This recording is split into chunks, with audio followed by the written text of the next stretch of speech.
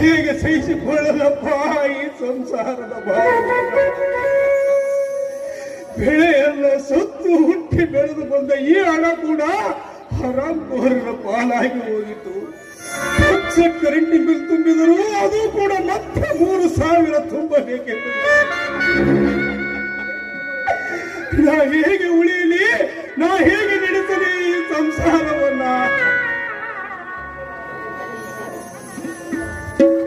ಇಲ್ವೇನ್ರಿ ಇದು? ಮೊನ್ನೆ ತಾನೇ ಹಣ ತುಂಬಿ ಬಂದಿದ್ವಲ್ಲ, ಈಗ ಮತ್ತೆ ತುಂಬಬೇಕೇನ್ರಿ? ಹೇಳ್ರಿ ಹೇಳ್ರಿ, ಮತ್ತೆ ಮಾಡಿದ್ರಿ ನಾವು ಇವಾಗ? ಏನು ಮಾಡದಷ್ಟು ನಿರ್ಗತಿಕನಾಗಿದ್ದೇನೆ ಗಂಗಾ, ನಿರ್ಗತಿಕನಾಗಿದ್ದೇನೆ. ಒಮ್ಮೆ ನೋಡಿದರೆ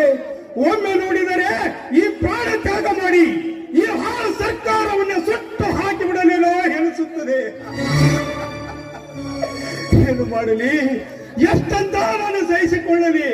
ಹೇ ದೇವಾ, ಕಣ್ಣಿಹಾಳದ ಪರಮೇಶ್ವರ, ಈ ಬಡ ರೈತರ ಪ್ರಾಣವನ್ನು ಅನ್ಯಾಯವಾಗಿ ಎನ್ನುತ್ತಿರುವುದು ನಿನಗೆ ಸರಿ ಕಾಣುತ್ತದೆ ಏನಪ್ಪ? ಸರಿ ಕಾಣುತ್ತದೆ.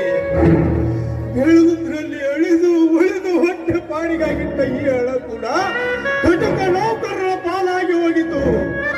ಇದೇ ಈ ರೈತನಿಗೆ ಅನ್ಯಾಯವಾಗುತ್ತಾ ಹೋದರೆ ಹೇಗೆ ಬದುಕಬೇಕು ಈ ರೈತ?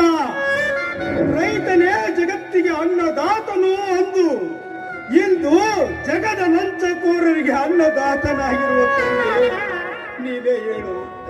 ನೀನು ಈ ರೀತಿ ಕಣ್ಮುಚ್ಚಿಕೊಂಡು ಕಟುಕ ವ್ಯಾಪಾರಸ್ಥರಿಗೆ ಹಣದ ಸಹಾಯ ಮಾಡಿ ಈ ರೈತರಿಗೆ ಕಣ್ಣೀರು ಕೊಟ್ಟರೆ ನಿನ್ನಾಣೆಯಾಗಿಯೂ ರೈತ ಉದ್ಧಾರ ಆಗುವುದಿಲ್ಲ.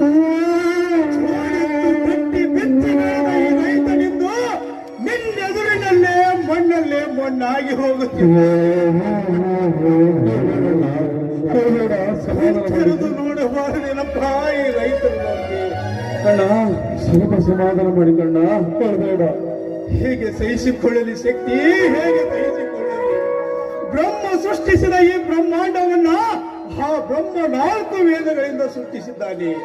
ಆ 4 ವೇದಗಳನ್ನ ಸೋಮ ರಕ್ಕಸನೆಂಬ ರಾಕ್ಷಸ ಆ 4 ವೇದಗಳನ್ನು ಕಿತ್ತುಕೊಂಡು ಜಗತ್ತನ್ನೇ ಕತ್ತಲು ಮಾಡಿ ನೀರಿನಲ್ಲಿ ಮುಳುಗಿದಂತೆ ಇಂದು ಈ ರೈತನ ಕೈಕಾಲುಗಳನ್ನೇ ಕತ್ತರಿಸಿಕೊಂಡು ಜಗತ್ತನ್ನೇ ಕತ್ತಲು ಮಾಡಲು ಹೊರಟಿದ್ದಾರೆ ಈ ಚಾಂಡಾಳರು. ನೀನದನ್ನ ಏನು ತಿಳ್ಕೊಳ್ಬೇಡ, ಅದಕ್ಕಾಗಿ ನಾನಿದ್ದೇನೆ.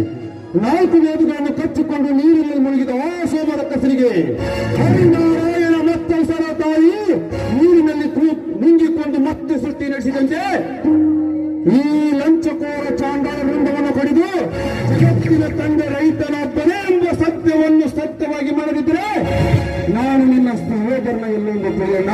ನಾನು ನಿನ್ನ ಸಹೋದರನ ನನಗೆ ನಂಬಿಕೆ ಇದೆಯಪ್ಪ, ನನಗೆ ನಂಬಿಕೆ ಇದೆ. ನಿನಗೆ ಹೇಳಿದ ಕೆಲಸ ಮಾಡಿ ತೋರಿಸುವ ಗಂಡನೇ ಗಂಡು ಎಂದು.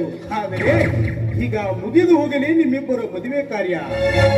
ಯಮುನಾ, ನನ್ನ ತಮ್ಮನ ಕೈ ಹಿಡಿದ ನೀನು ನಿನ್ನ ಪ್ರೀತಿಯ ಚರಿತ್ರೆ ಈ ಕನ್ನಡ